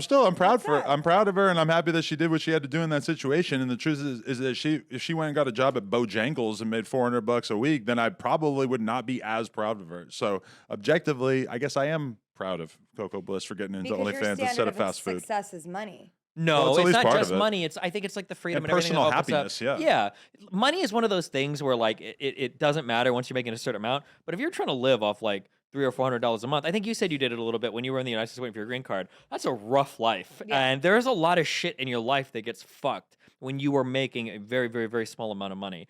Things like getting a flat tire that ruin your finances for 3 fucking months, or the fucking waking up and waiting to check your phone because you don't know if your fucking bill got shut off or not because you didn't pay your stuff. There's definitely like stages of happiness where like once you're making like 40, 50, 60, 70,000 a year, you like things open up a lot more. I don't think it's fair to say that your marketing success just by money, but like there are people that manage their OnlyFans careers and everything like very successfully. Like I'm really proud or respectful or whatever. Or for some girls have a really good hustle when it comes to managing their OnlyFans shit in ways that I would have expected only men could run business. Like they're collaborating with a lot of people really well. Their posting schedules are really well. They hire people to manage like DMs and stuff. They're like promoting their stuff in a really intelligent way. Like a lot of these people, like it's a full on business for them. And I think it is pretty respectful. Right? So when I was in porn, I'd make about 30 grand a month plus escorting, so I could make anywhere from 100 to 150,000 a month.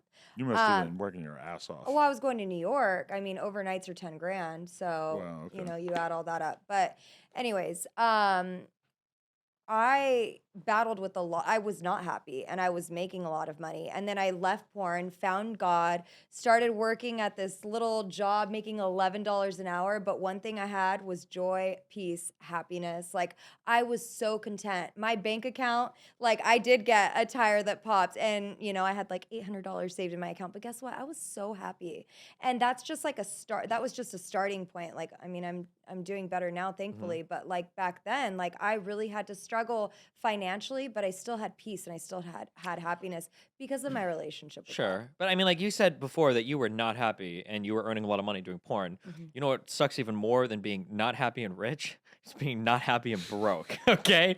That really sucks. And I know a lot of girls working at Starbucks, working at McDonald's who might be doing that until they're 35 years old. And if you're like, listen, you could Only make they could $50,000 experience the joy a of the month. Lord. You could make $50,000 a month for 1 year. However, listen to these drawbacks. Your pictures might be of you on the internet forever. Your family might decide, like before I even finish, they've already signed the contract. Like, get me the fuck out of this life. Like, there are a lot of people who be like, listen, yeah, have pictures. Like, my family fucking hates me anyway. Like, fucking sign me up, Again, not to say that it's like the best thing in the world, but I feel like there's a bit of a logical fallacy. There's a bit of a weird thing that goes on when we say, like, well, imagine your daughter or your mom. Well, it's because, this is like masturbation, like jerking off shit. Like, I don't know if I could ever imagine like my daughter or my mom in this position because it's kind of weird.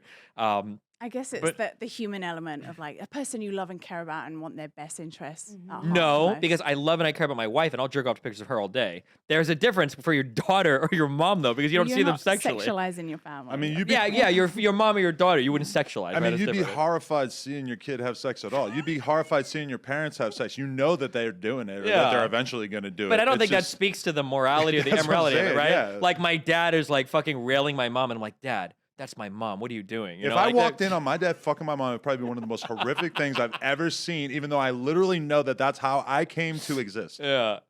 Yeah. Anyway. I don't know. I know people who are in the porn industry right now who've been in it for years and have been like, I made a ton of money, but like, I don't want to be part of this industry anymore. And even circling back to the conversation earlier about human trafficking, I think of like Ron Jeremy, even Rocco Siffredi, certain, like not just in the US, but all over Europe, Max Hardcore, directors, producers, performers who are in porn, like the stories of real violence and real trafficking are being exposed. And people even in the porn industry are like, oh my gosh, I'm seeing a whole other side to it. I don't want any part of that. And sometimes it's like, it doesn't matter how many millions you make. If you see that your own industry or your own company is turning a blind eye to trafficking, that's pretty intense. And the situation earlier, so the first 3 years, I was on a non-working visa, so I was 100% a volunteer at our organization, raised some sponsorship from England. But I would do that all over again. Like, it was my absolute joy. I did it because I was able to, I couldn't believe that I got 3 volunteer visas in a row to be able to assist and serve in the thing that I was most passionate about and fighting trafficking. And I think if you're able to find a thing that you would do for free because you love it that much, like that's a goal in life. Like, forget That's a the lot. money. That's some women that get into porn, though, right? I think there are some older porn stars that I talked to, even the ones that worked in professional porn, who were like, and I was like, why the fuck did you get into this? Like, what do you think? It's like, well, I fucked a lot for free anyway. Like, why wouldn't I get paid for it? And I understand what you're saying there in terms of what were you gonna say? I don't even think I quivered my lips, but yeah, I'll say something. I thought I heard a breath. That's how we communicate. We're so tapped in. Fuck, dude. I don't know. I didn't even have anything. Or if I did, I lost it. I thought I heard you breathe and say something. I don't want to cut you What off. were you about to say? I had a whole bunch of different ideas stewing around of things that I could potentially say there. Talking about people in the industry who've left. Oh seeing trafficking and yeah. violence. I was gonna say not to be the radical feminist on the fucking group, but especially being in my fucking industry. Listen, a lot of men are fucking trash, are fucking horrible rapists, are disgusting fucks, and they're given power.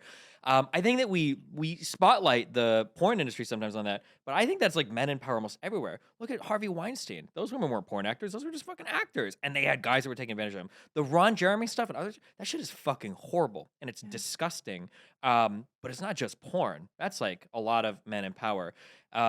If I draw parallels to where OnlyFans is today, it actually reminds me a lot of, I used to be a professional video game player, believe it or not. Still is. And when I look at the older video game contracts we had, and when I look at like the older YouTube contracts, I don't know if you've ever heard of Machinima, there are people that were groveling. We would play games 16 hours a day, and we felt we were the luckiest guys in the world. If you had like a $500 a month salary playing video games in 2011, you'd made it. It was like the dream. Sounds like being a pro BMX rider as well. Yeah, but now when we look back on it retrospectively, we're like, we were doing fucking slave labor while these guys were getting rich off of us. It was horrible. But like a lot of the self-driven content, so being able to get paid on YouTube, being able to get paid on OnlyFans, I feel like has radically changed the industry. And I feel like conversations need to evolve to reflect where the industry is, I guess. Because I don't think it's fair to say that like every OnlyFans girl is this like sexually molested, traumatized woman that's gonna hate her fucking future based on the fact that she did OnlyFans, especially as much as the culture's changing in terms of acceptance of it. So for a teenage girl who's like ambitious and driven and wanting to make money and she's kind of business minded, like would you advise young girls or teenage girls that this is a good career? It depends on where it's. I think it depends on what your interests are. Like if you've got interest in like engineering and you know, or you want to be a doctor or a lawyer or whatever, I think you should pursue that. But if you feel like you can manage like content and business and influencing really well, and you do well on TikTok or whatever, and if you don't mind people like seeing you nude, if you don't feel like that's going to be a big like divide between you and other people in your life, and you can manage that, if you want the money, there are some costs associated with it. But if you want the money, holy shit, there's a pot of gold there for you to successfully pursue it. I guess it just depends on where you're at in life and how much your finances mean to you and what that means to you. I think earlier, I think it was you, Adam, who mentioned it, like before someone gets into the industry, knowing some of the risks. Because I think Maybe like a out of any pamphlet. industry, like, yeah, I mean, we've interviewed people whose their vaginas were torn on set, the blood was cleaned up, and they had to go to the next scene. Like they had physical injuries from some of the violence on sets. And I know that isn't every scene, but that is increasingly a increasingly interesting or common popular trend and genre. And I think a lot of people get into porn age 18, 19 and have no idea exactly what they're signing up to.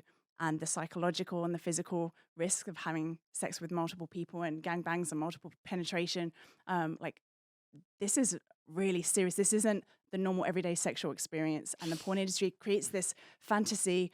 And we interviewed a girl whose first boyfriend, age 16, demanded that she did this sex act with him where he would punch her in the face, there'd be a nosebleed, and he'd finish on her face. And she was utterly terrified. He was like, but this is like normal. Like, I see this in porn all the time. And he showed her this porn.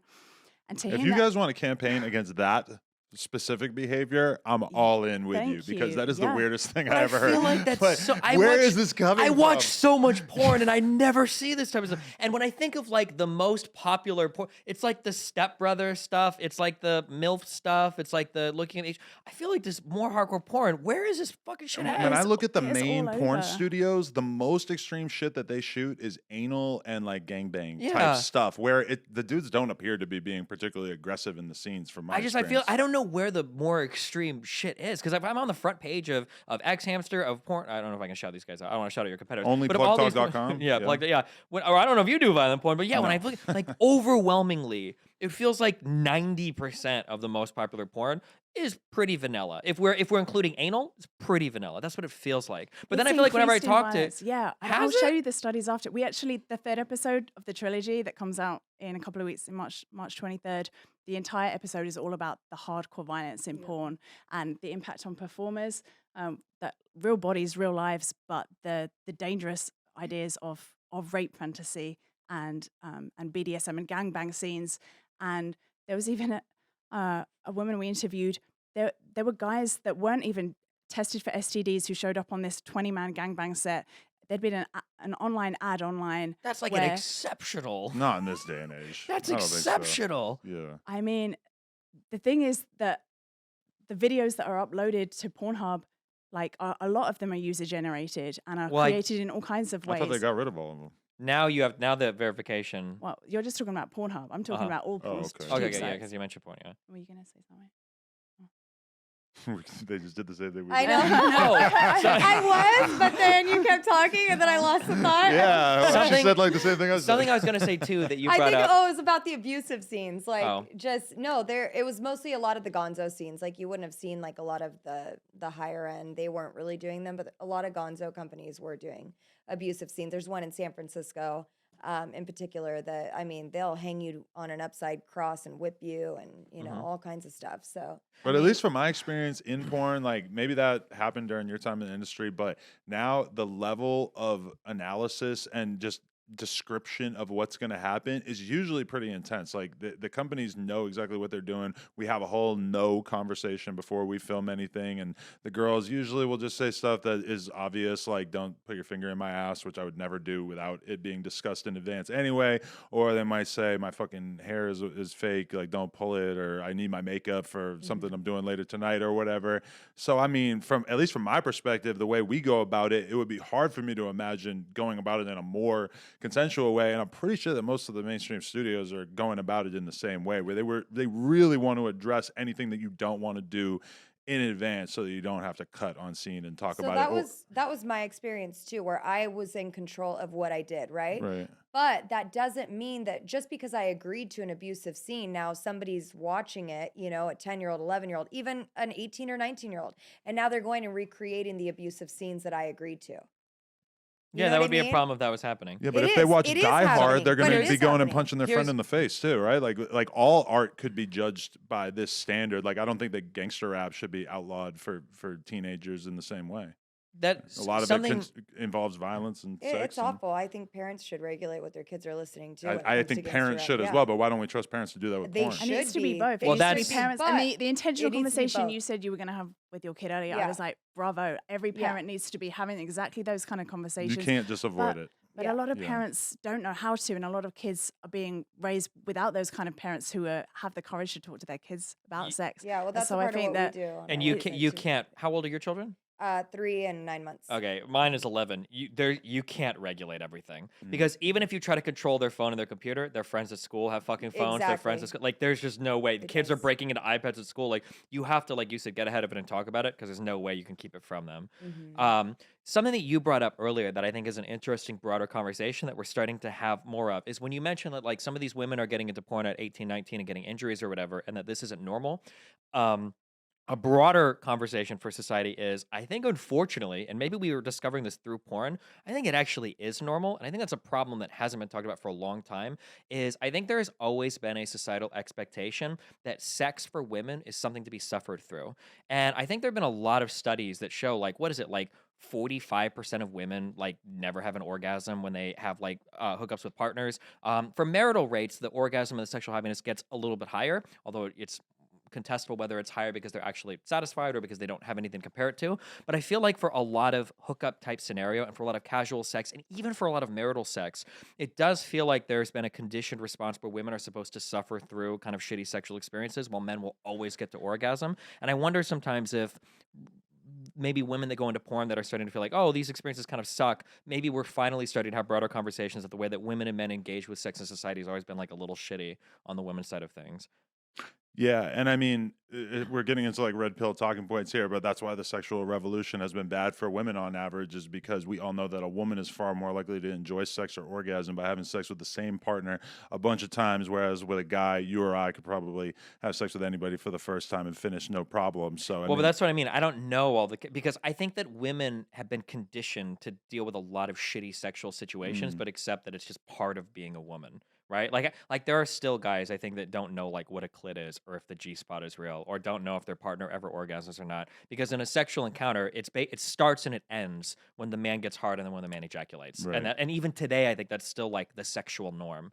And women exploring that, like, well, maybe it can be a little bit like unironically, the most empowered women I think of sexually in terms of pursuing their own sexual pleasure are like those two chicks that were in here earlier. And I do hear that sometimes too, that women that have pursued some of the sexual work, whatever, like, oh, like I have a way better understanding of what makes me feel good, where my sexual boundaries are because I know them on and off camera, and what my boundaries are for sets I do and for photos I do. Like they seem to have a better understanding than like a wife who's like, yeah, you know, we have sex and it makes him happy and it's cool, and like my husband doesn't ever really get me off, but like he loves me and it's okay, and that's like my wifely duty, you know? Well, that sucks because sex should be enjoyed within a marriage, and a woman can figure out what she likes and doesn't like within a marriage, and it doesn't have to be on camera. Yeah, of course. And They I could, think but that women should do that. I think Mhm. that you should, have good sex with your husband. Like, I don't think that that's like, oh, I'm just a wife, so I have to have sex. It's my wifely duty. Like, Yeah. and I hope that women don't feel that way because you can enjoy sex without bringing porn into the bedroom, and you can learn to enjoy sex without becoming a porn star. Yeah, I mean, I agree with that. I'm just saying, for the longest of times, it feels like women were conditioned to deal with like kind of shitty sexual situations, like Yeah. spousal rape, like wasn't even real, right? You can't rape your wife; it's your wife, right? Like it's just like insane, like where the sexual standards were set for so long. And I think in a lot of ways, we are making some good progress. And even in the Me Too movement, like 10 years ago, there's a lot of conversations that wouldn't have even been happening. And I feel like there is progress, but the internet for sure is something that where money is an incentive and greed can be the primary force behind a lot of decisions. Like we have to put people like first.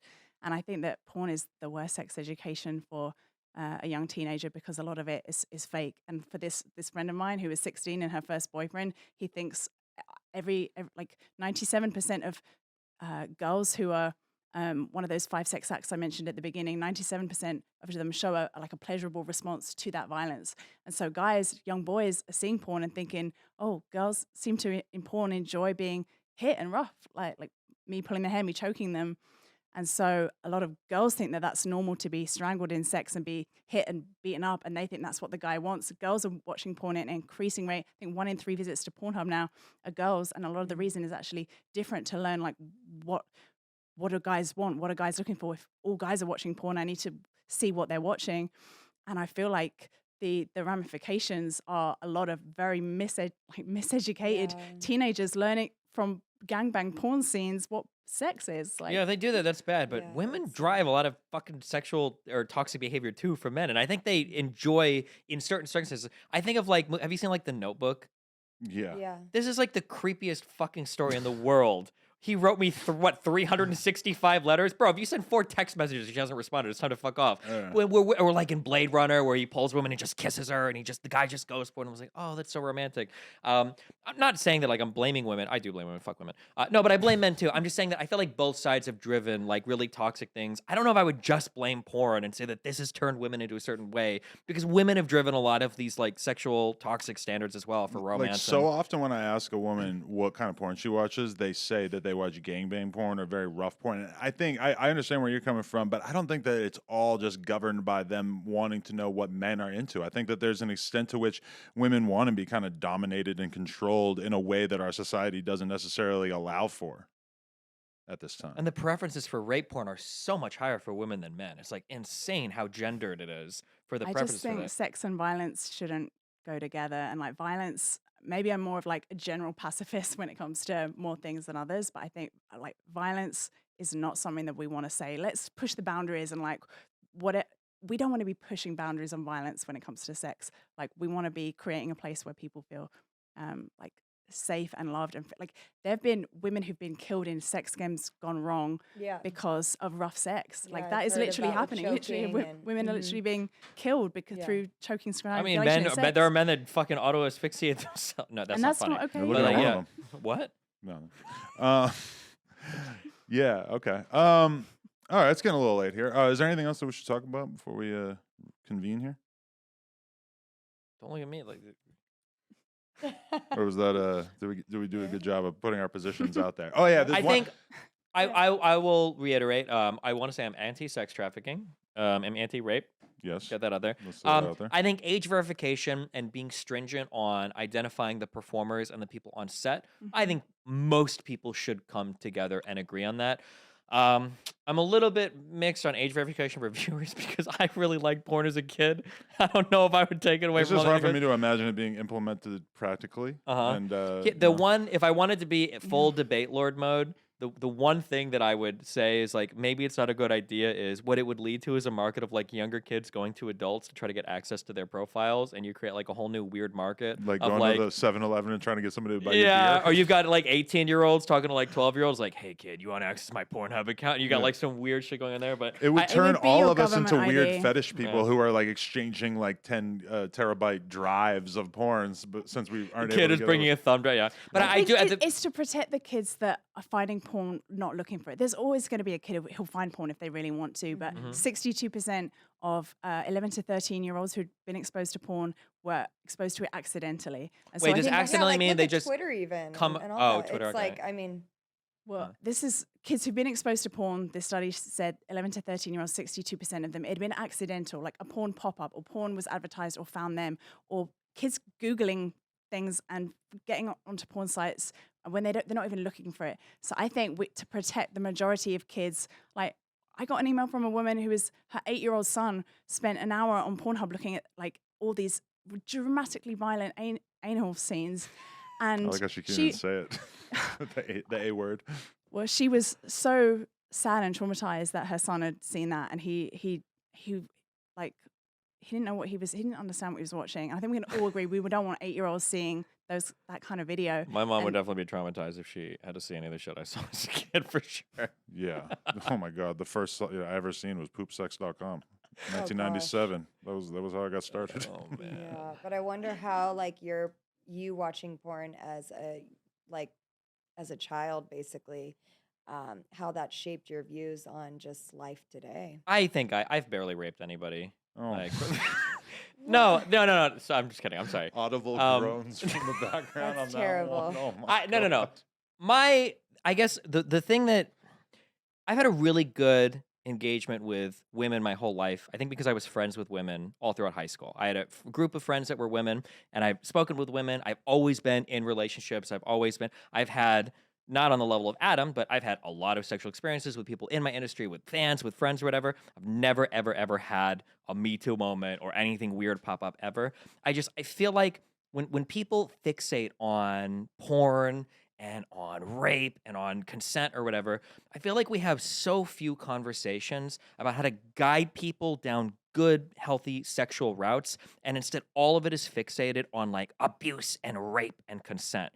When navigating sexual situations is so much more complicated than that and requires like so much more discussion and nuance. Like, realistically, and I'm borderline autistic when it comes to sexual stuff. I like to have clear conversations about like, what do you like? What are you into? Do you want to fuck here? Are we going to do this? Blah, blah. That's fun for me. But realistically, that's not always what happens. And I would say that's the very small minority of time. And when you're trying to navigate through sexual situations with people, it's so complicated with little experience to figure out like, what does it mean when I touch somebody's lower back and they kind of pull away a little versus when they like move closer to me? Like, these types of conversations are never had ever. And instead, it feels like we want to offload so much of our sexual problems or stuff onto either religion or onto porn or onto other things that it prevents us from ever having like any of the really good nuanced, detailed conversations about how to educate people healthily in a sexual manner. I've watched a lot of porn growing up, but like I recognize that porn is porn. And I respect my partner. And I would never thrust on my partner something that they wouldn't want to do because I have a respect for my partner. Porn is fun to watch it or to jerk off to because it's porn, but like it stops there. Same thing with any entertainment I engage in. I grew up playing a lot of violent video games. I would never kill or hurt anybody in real life because I recognize it's entertainment. But I think that I agree with what you guys are saying in that like children getting educated off of porn is fucking horrible. I wouldn't want my kid learning how to do sex from porn. But the reason why is because parents don't talk to their kids about fucking anything. And it's horrible. Like I even get like I had to talk to my son when he turned like 8 or 9 about like, what does it mean to fucking masturbate? Because he's started to touch himself and it's not appropriate. And even having that conversation with a lot of parents will like fucking cringe. My parents didn't say anything to me about sex. I'm 34. My parents still wouldn't be able to have a conversation with me about sex. I've heard a lot of women say that fucking they get their first period in school and they had no fucking idea. They were just in school one day and they're like exploding blood everywhere. And they're like, I'm fucking dying. And their moms don't even talk to them about it. It's like, holy shit. So to wrap it all up, I agree that the porn thing is kind of a problem, but I think it's a problem because we have a wider problem in society of having really shitty conversations about sex, good sex, and how to pursue it without only talking about like raping and not raping people. No, yeah, well said. Yeah, no, we are always encouraging and empowering parents to talk to their kids about sex, like even as young as 5 years old, like age appropriate conversations around bodily autonomy, and like we want to encourage parents and empower parents. But even beyond that, like you said, you could do the best job, you could be the most intentional parent, but if your kid is still in unsafe, like you can never as a parent fully protect your kid. You can do the best you can. We want to hold the government to do the best they can to protect kids. We want to encourage schools to do the best they can. Our priority is protecting underage and trafficking victims. So of course, the things that we're going to be advocating for come from that place and that heart.